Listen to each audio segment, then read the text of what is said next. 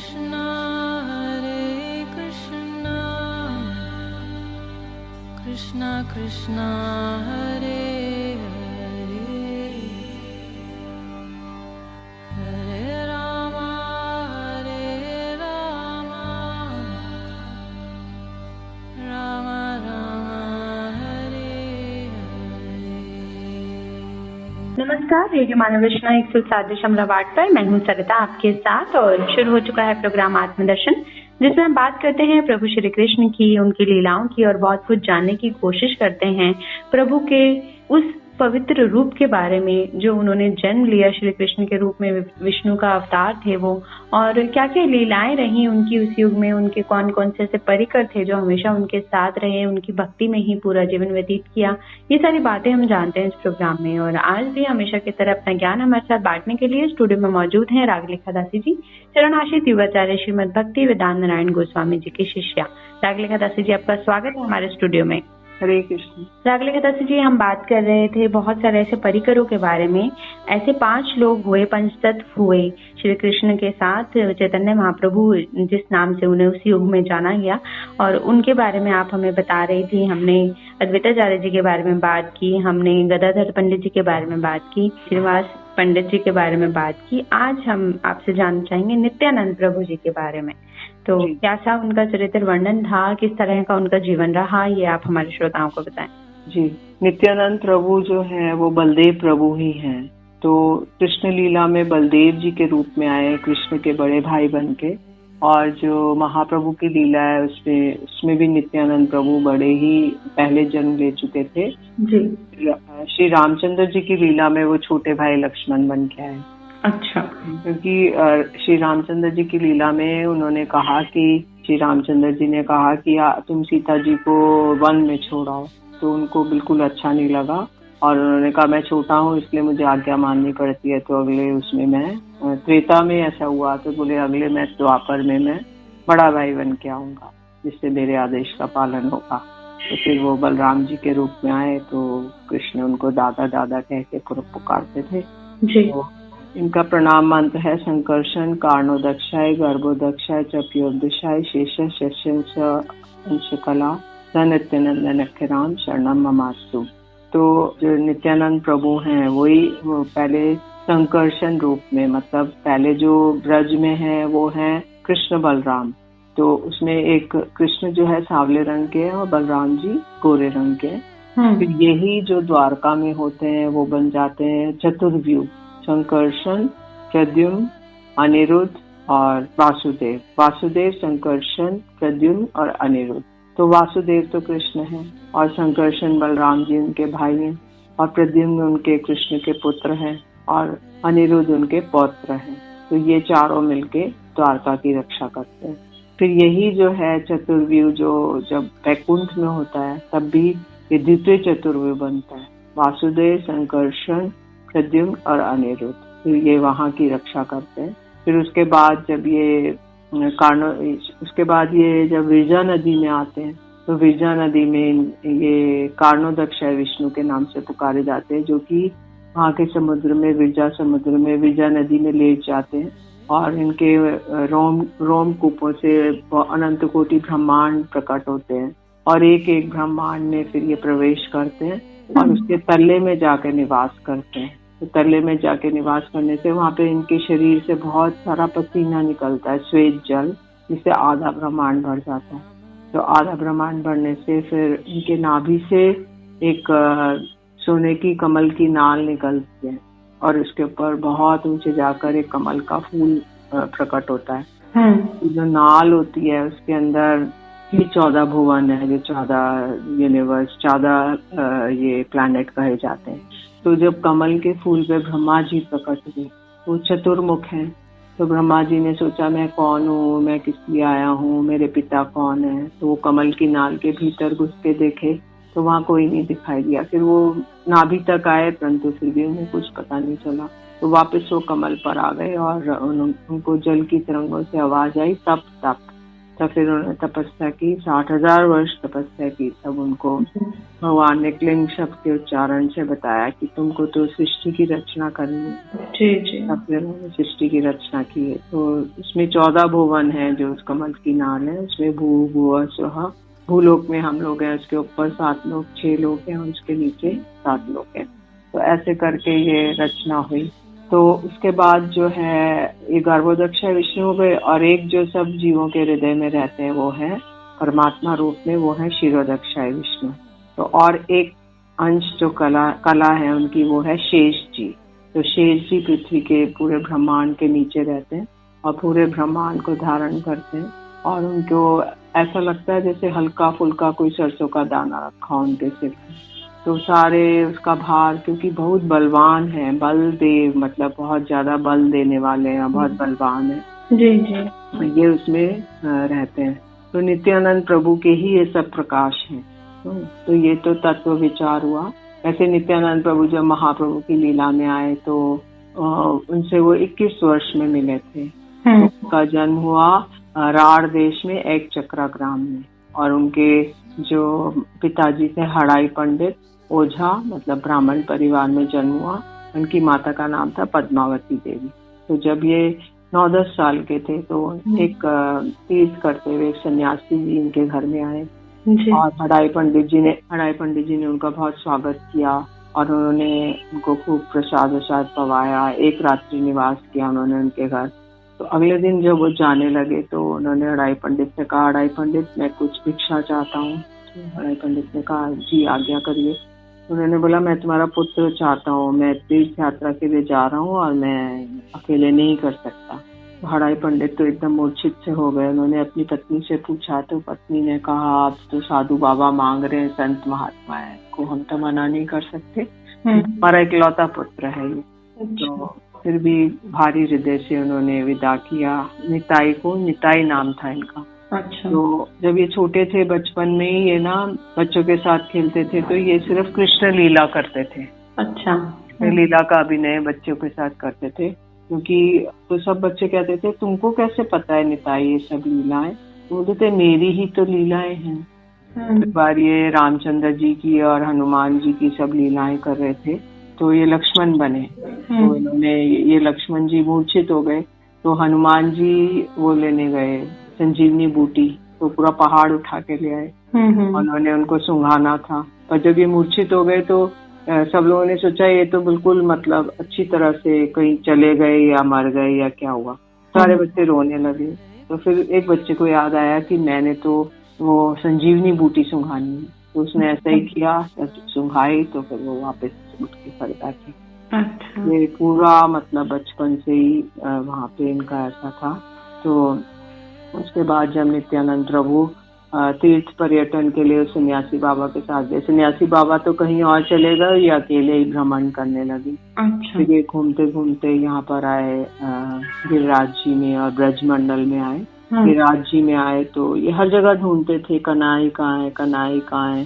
तो इनको सारे वृंदावन और सब जगह सब सिंहासन सुने लगते थे कि है ही नहीं कनाई। तो गिरिराज जी में इनको एक आकाशवाणी हुई कि जिसको तुम ढूंढ रहे हो वो यहाँ पे नहीं रहते हैं, वो तो नवदीप में उनका जन्म हुआ है। तो पैदल यात्रा करते करते नवदीप में आए। तो उन्होंने सोचा कि मुझे परीक्षा करके देखनी चाहिए कि ये कोई है, कनाई है कि कोई और है। तो नंदनाचार्य जी के घर में छुप गए और इन्होंने सोचा कि अगर वो होंगे तो मुझे वो ढूंढ निकालेंगे। तो जब ये छुप गए तो फिर इधर महाप्रभु कहने लगे आज हमारे नवदीप में ना कोई अवधूत आए हैं, और वो एक रथ में आए हैं, और रथ में एक ताल ध्वजा है, ताल पत्र की ध्वजा है, और वो एक कान में कुंडल पहने हुए हैं, नीले वस्त्र पहने हुए हैं। तो वो आए हैं हमारे नवदीप में, तुम लोग जाके सब ढूंढो उनको। तो सब लोग गए, परिकर सब गए, किंतु कोई नहीं मिले। तो फिर उन्होंने आके कहा कि हमें तो कोई नहीं मिला है। तो महाप्रभु उठे और नंदनाचार्य जी के घर में गए और उन्होंने आवाज दी निताय निताय। और नित्यानंद प्रभु बोलने लगे निमाय निमाय, और दोनों काना बलाई कनाई ऐसे थे वो लोग, जो उन्होंने आलिंगन किया और मूर्छित हो गए। जी, तो बहुत ही खूबसूरत प्रसंग चल रहा है। नित्यानंद प्रभु जी का चरित्र वर्णन बता रहे हैं, किस तरह वो प्रभु को ढूंढते ढूंढते जगह जगह गए, कन्हैया कन्हैया पुकारते और आखिरकार उन्हें रास्ता मिल गया। उनको पता चल गया कि प्रभु ने जो है चैतन्य महाप्रभु के रूप में जन्म लिया है नवदीप में, और उनको ढूंढते वहां पहुंच गए और आखिरकार उनका मिलन जो है अपने कन्हैया से हो ही गया। बहुत ही खूबसूरत प्रसंग ये चल रहा है। आगे इसके बारे में और भी जानेंगे रागलेखा दासी जी से, लेकिन एक छोटे से ब्रेक के बाद सुनते हैं एक प्यारा सा भजन, फिर लौट कर आते हैं। आप जुड़े रहिए रेडियो मानव रचना 107.8 FM के साथ कार्यक्रम आत्मदर्शन में। Feel good, feel live. अनुपम माधुरी जोरी हमारे श्याम श्यामा की, अनुपम माधुरी जोरी हमारे श्याम श्यामा की, रसीली रस भरी अखियाँ हमारे श्याम श्यामा की, रसीली रस भरी अखियाँ हमारे श्याम श्यामा की, अनुपम माधुरी जोरी हमारे श्याम श्यामा की, अनुपम माधुरी जोरी हमारे श्याम श्यामा की, रसीली रस भरी अखियाँ हमारे श्याम श्यामा की,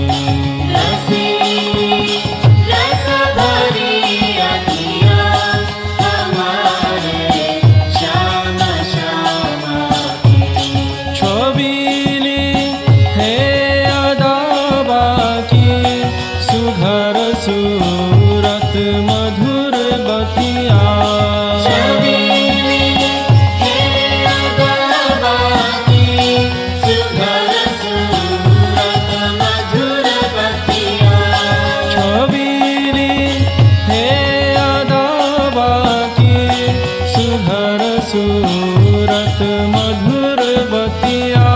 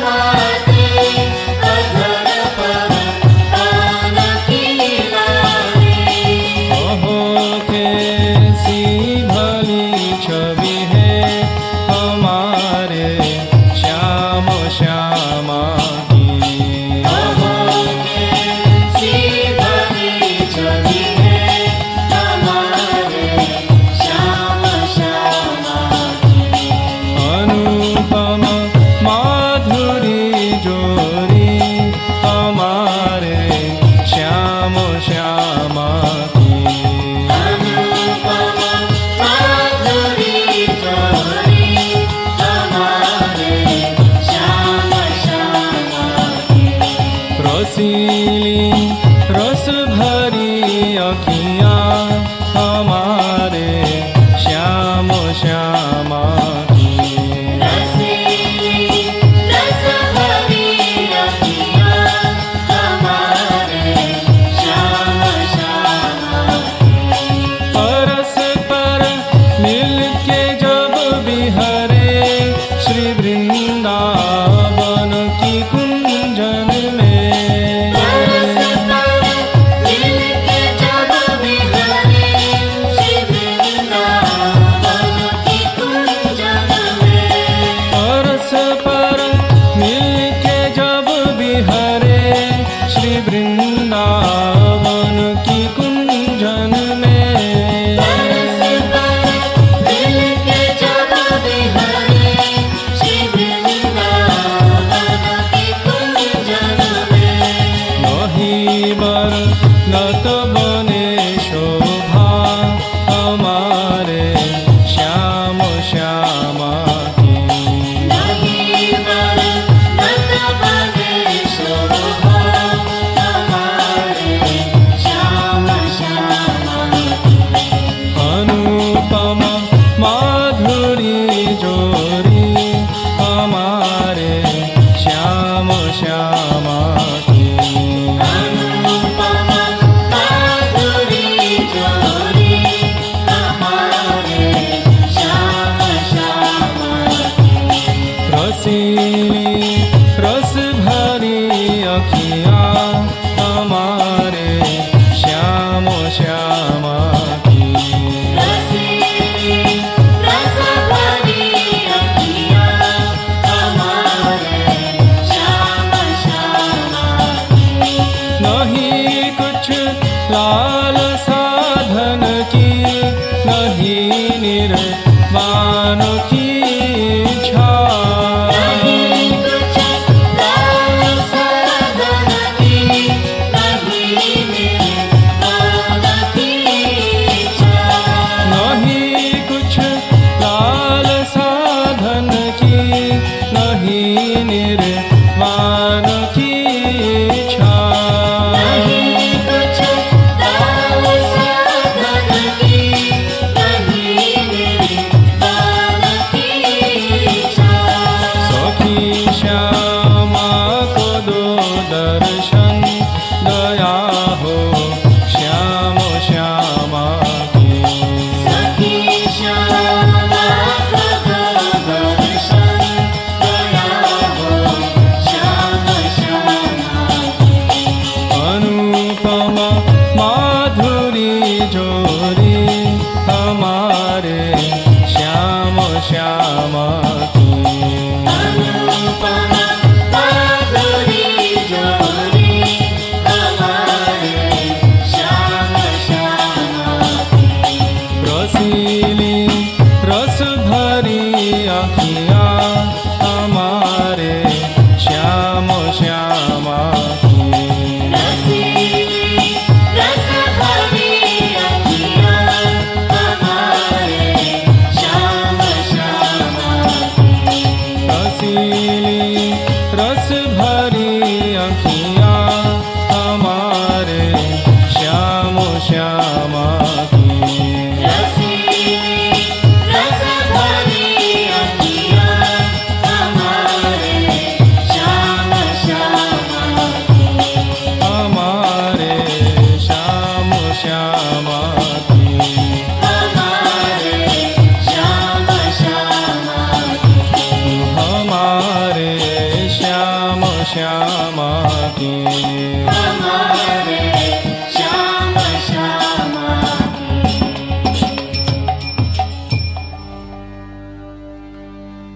Hare Krishna, Krishna Krishna, Hare Hare, Hare Rama,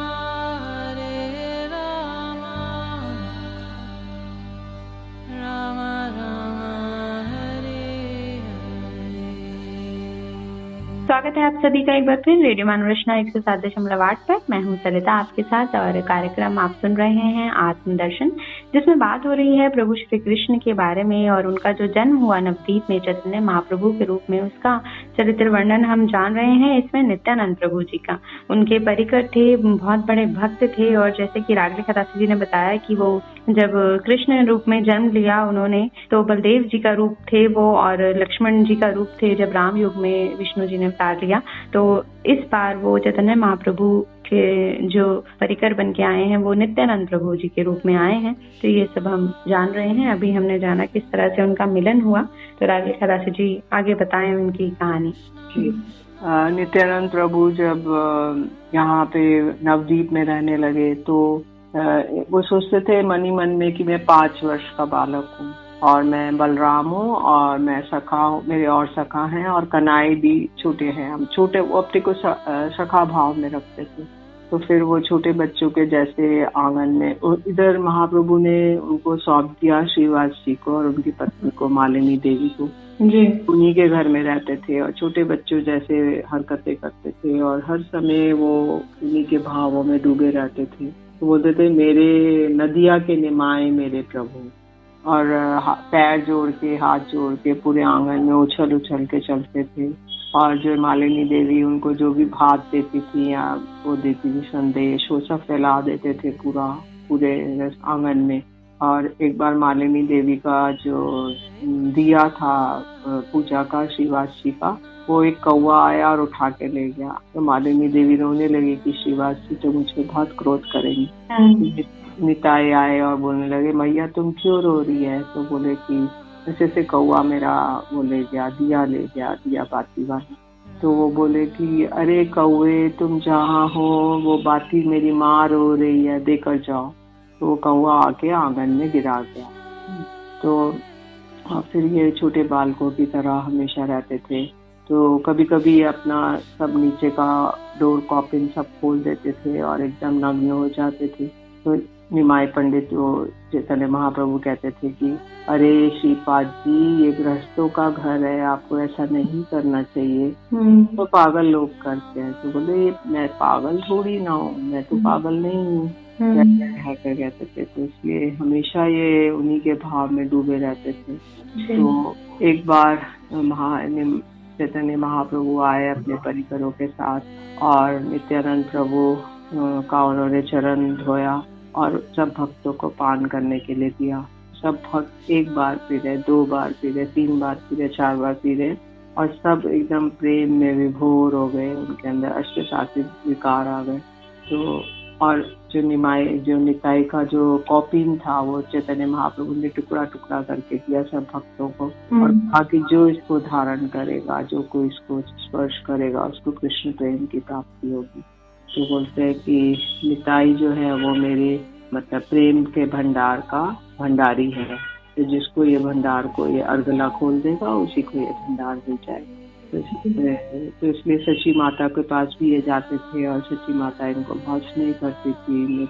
निमाई जैसे निताई और निमाई दोनों एक साथ कीर्तन करते और एक साथ प्रसाद पाते। तो सची माता बहुत प्रसन्न होती थी इनको देख करके। नित्यानंद प्रभु को चैतन्य महाप्रभु ने फिर आदेश दिया कि तुम बंगाल जाओ और प्रचार करो। तो वहाँ पे इन्होंने आदेश दिया कि तुम विवाह करो और वहाँ रहकर फिर प्रचार करो। तो ये वहाँ पर गए नवदीप में। तो वहाँ पर एक लड़की को जो मर गई थी उसको गंगा जी के उधर जलाने जा रहे थे।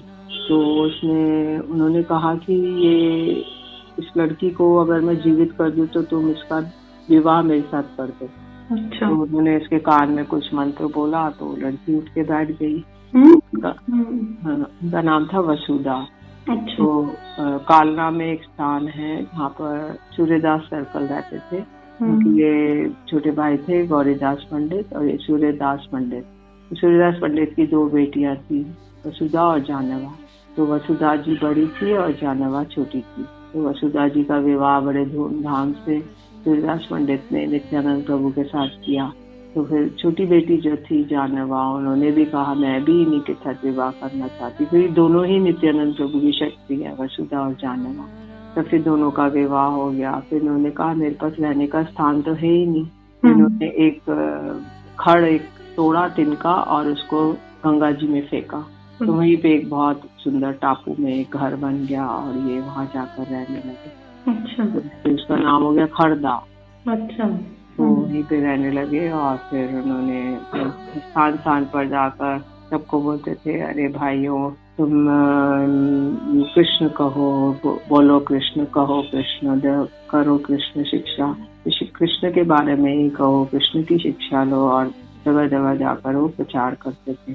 तो एक बार जब ये महाप्रभु के साथ थे नवदीप में, तो इन्होंने महाप्रभु ने कहा कि सुनो सुनो हरिदास, सुनो नित्यानंद, और तुम हर जगह जाके ना भिक्षा मांग के लेके आओ हर घर से। तो उन्होंने कहा कि हम क्या भिक्षा लाए, दाल चावल रोटी आटा क्या लाए, आलू। तो उन्होंने बोला नहीं नहीं, ये भिक्षा नहीं चाहिए, तुम हर घर में जाओ, प्रत्येक से बुलवाओ कृष्ण का नाम। अच्छा। और फिर वो आके शाम को मुझे बताओ किसने लिया किसने नहीं लिया, किसने तुम्हें सत्कार किया किसने दुष्कार किया। ये लोग हर घर में जाते थे, तो कुछ लोग तो बड़े आदर से बैठाते थे कि ये भक्त आए हैं, और कुछ लोग इनको भगा देते थे कि नहीं क्या हम हरि बोल गौर हरि हम नहीं बोलेंगे। तो इस तरह से ये भिक्षा करने लगे। तो एक बार 2 शराबी थे, तो उन शराबियों ने, वो शराब के नशे में मत थे, तो ये उनके पास जाके बोलने लगे, भैया हरि बोल बोलो, गौर हरि बोलो। तो बोले रहे क्या गौर हरि।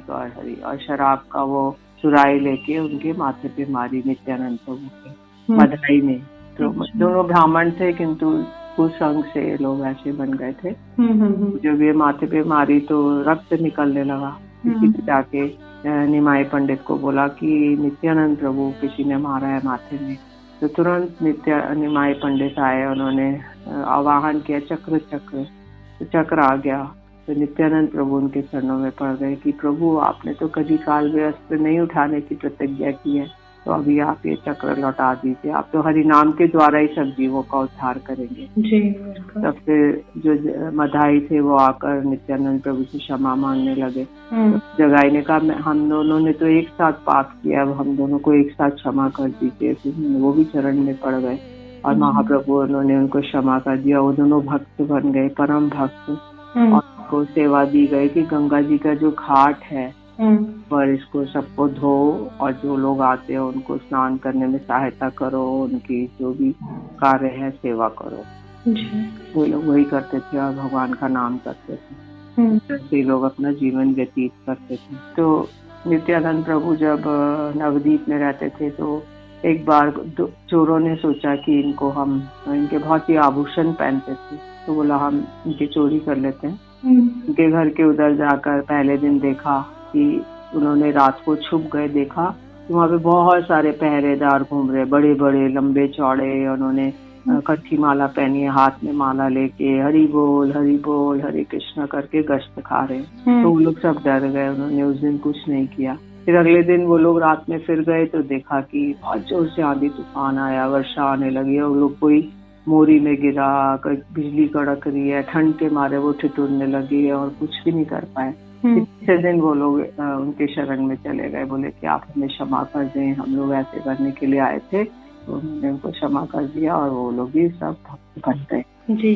तो इस तरह से उन्होंने बहुत ही ज्यादा जो है प्रभु की सेवा की, और प्रभु के नाम को उन्होंने घर घर तक पहुंचाया, जन जन तक पहुंचाया।